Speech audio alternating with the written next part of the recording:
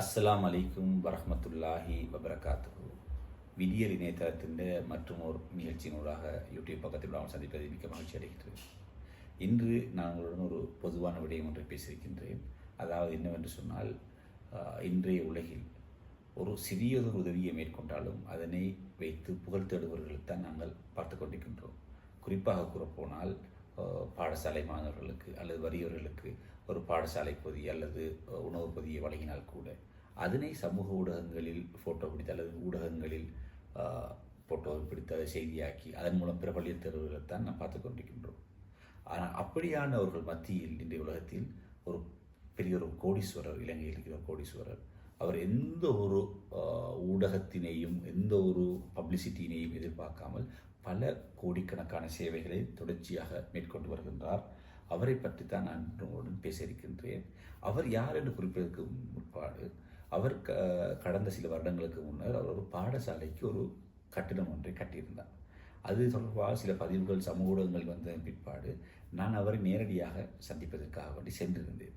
அப்படி சென்ற சமயம் நான் ஒரு ஊடகவியாளர் என்று அவரை அறிமுகப்படுத்தி உங்களை ஒரு நேர்காணல் மேற்கொள்ள வேண்டும் என்று அவர் வேண்டுகோள் விடுத்தேன். ஆனால் அவர் அந்த நேர்காணலில் வழங்குவதை நிராகரித்து விட்டார். நீங்கள் என்னை நேர்காணல் பண்ணதை நான் நேர்காணல் வழங்குவதற்காக வேண்டிய எந்த உதவிகளை செய்வதில்லை, நான் இறைவனுக்காகத்தான் செய்கிறேன், நீங்கள் போகலாம் என்று என்னை திருப்பி அனுப்பிவிட்டார். அப்படிப்பட்ட ஒரு நபரை பற்றி தான் நான் இன்று உங்களுடன் பேச இருக்கின்றேன். அவர் வேறு யாரும் இல்லை, அவர்தான் இலியாஸ் அப்துல் கரீம் என்கிற இலங்கை இருக்கிற ஒரு முன்னணி பிரபல கோடீஸ்வரர். இவர் காலி பிரதேசத்தைச் சேர்ந்தவர். காலியில் உள்ள பிரபல பாடசாலையான சென்ட் அலோசியஸ் கல்லூரியின் பழைய மாணவராக இருக்கின்றார். அந்த பாடசாலையில் தரம் 1 முதல் சாதாரண தரம், அதாவது ஓ லெவல் வரை கல்வி கற்றிருக்கின்றார். அதன் பிற்பாடு இவர் அங்கிருந்து கல்வியை கைவிட்டுவிட்டு தனது தந்தையுடன் இந்த தொழிலை மேற்கொள்வதாக கொழும்புக்கு இடம்பெயர்ந்திருக்கின்றார். அச்சமயத்தில் அந்த பாடசாலையின் ஆசிரியராக அல்லது அதிபராக இருந்தவர் தான் அருட்தந்தை போல் காஸ்பஸ் என்பவர்.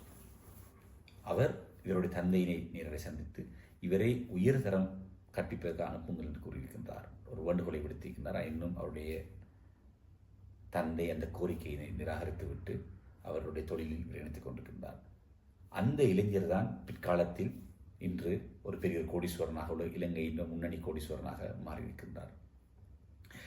இவருடைய நிறுவனம்தான் இவரால் உருவாக்கப்பட்ட 1974 இவரால் உருவாக்கப்பட்ட நிறுவனம் தான் EAM மெலிபன் குரூப் என்கிற ஒரு கம்பெனி ஆரம்பித்திருக்கின்றார். இது ஒரு ஆடை உற்பத்தி நிறுவனமாக இருக்கின்றது. சுமார் 10,000க்கும் மேற்பட்டோர் இவருடைய கம்பெனி இந்த குழுமத்தில் பணியாற்றுவதாக இணையதளங்கள் தகவல்கள் தெரிவிக்கின்றன. சுமார் 20 மில்லியன் ஆடைகளை வருடாந்தம் இந்த நிறுவனம் உற்பத்தி செய்வதாகவும் தகவல்கள் தெரிவிக்கின்றன. இந்த நிறுவனம், அதாவது இந்த EAM மெலிபன் நிறுவனத்தினுடைய ஒரு ஆடை தொழிற்சாலை ஒன்று சில வருடங்களுக்கு முன்னர் மத்திய கிழக்கு நாடான ஜோர்தானில் இயங்கியிருந்தது.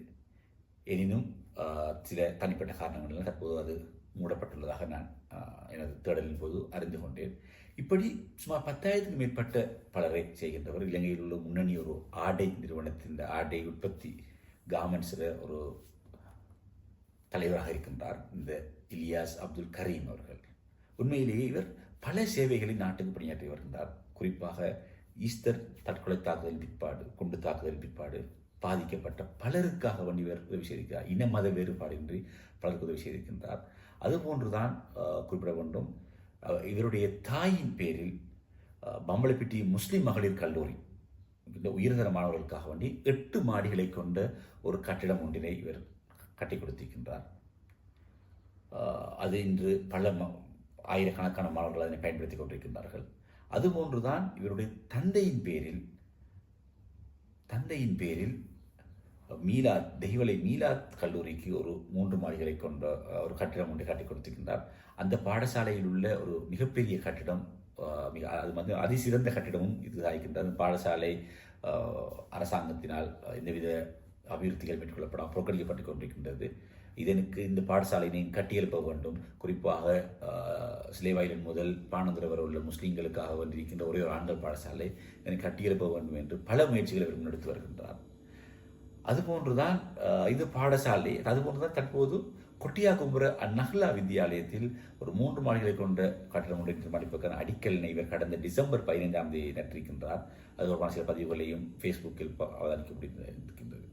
இப்படி பாடசாலை மாத்திரமல்லாமல் இவருடைய 300 மில்லியன் ரூபாய் செலவில் கொழும்பு தேசிய வைத்தியசாலை இருக்கின்ற சிறுநீரகவியல் மற்றும் சிறுநீரக என்று சொல்கிற நெப்ரோலஜி இன்ஸ்டிடியூட்டுக்குரிய கட்டிடம் ஒன்றை இவர் கட்டி 2001ஆம் ஆண்டு உத்தியோகபூர்வமாக அப்போதைய பிரதமர் மஹிந்த ராஜபக்சவினால் திறக்கப்பட்டது. அதாவது 300 மில்லியன் ரூபாய் செலவில் நிர்மாணிக்கப்பட்டது. இப்படி இவர் கல்வி, மருத்துவம் என்று பல சேவைகளை மேற்கொண்டு வருகின்றார்.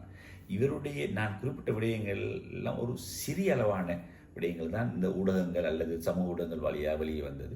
அது மாத்திரமல்லாமல் பல உதவிகளை முன்னெடுத்து வருகின்றார்.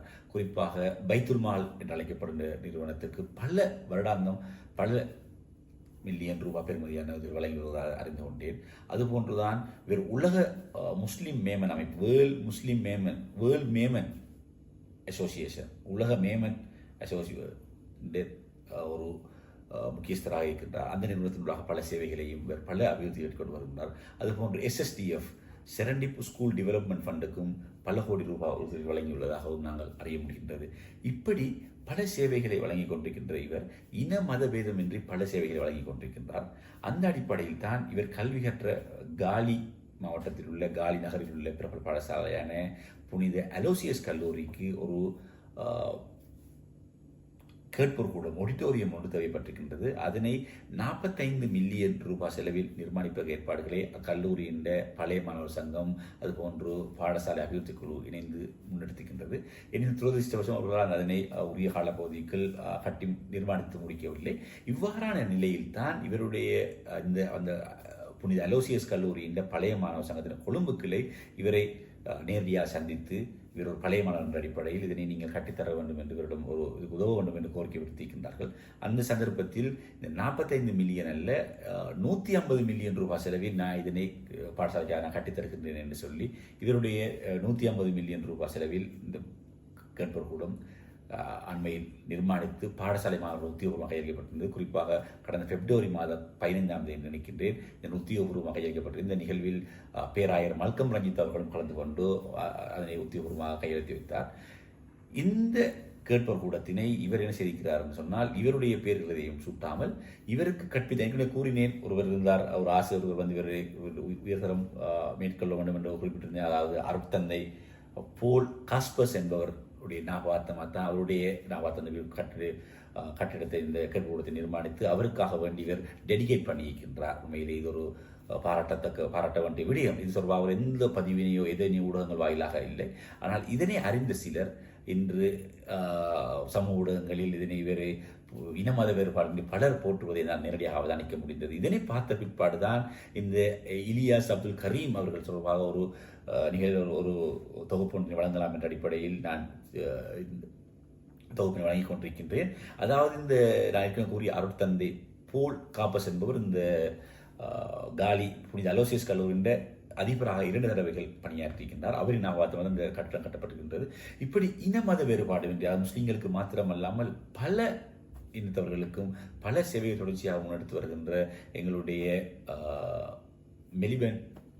மெலிபன் கார்மெண்ட்ஸ் நிறுவனத்தின் தலைவராக இருக்கின்ற இலியாஸ் அப்துல் கரீம் ஹாஜியார் அவர்கள், இலியாஸ் ஹாஜியாரும் செல்லும் அழைக்கப்படுபவர், பாராட்டப்பட வேண்டியவர். இஸ்லாத்தில் கூறப்படுகின்றது ஒருவர் இன்னொருவருக்கு தர்மம் செய்கிறாரோ அது வலது கையால் கொடுக்கின்ற தர்மம் இடது கைக்கு தெரியக்கூடாது என்று இஸ்லாம் சமயத்தை குறிப்பிடுவோம். அதுபோன்று ஏனைய சமயங்களிலும் இந்த தர்மம் செய்வது முக்கியத்துவம், தர்மத்தின் முக்கியத்துவம் பல வகையில் கூறப்பட்டிருக்கின்றது. அந்த அடிப்படையில் இவர் அவர் செய்கின்ற தர்மத்தினை மற்றவர்களுக்கு தெரியாமல் மற்றவர்களும் பகிரங்கப்படுத்தாமல் மிகவும் இரகசியமாக முன்னெடுத்து வருகின்றார். இவருக்கு எல்லாம் வல்ல இறைவன் கூலிகளை வழங்க வேண்டும் என்று நாங்கள் நினைச்சியோட பிரார்த்திக்கின்றோம்.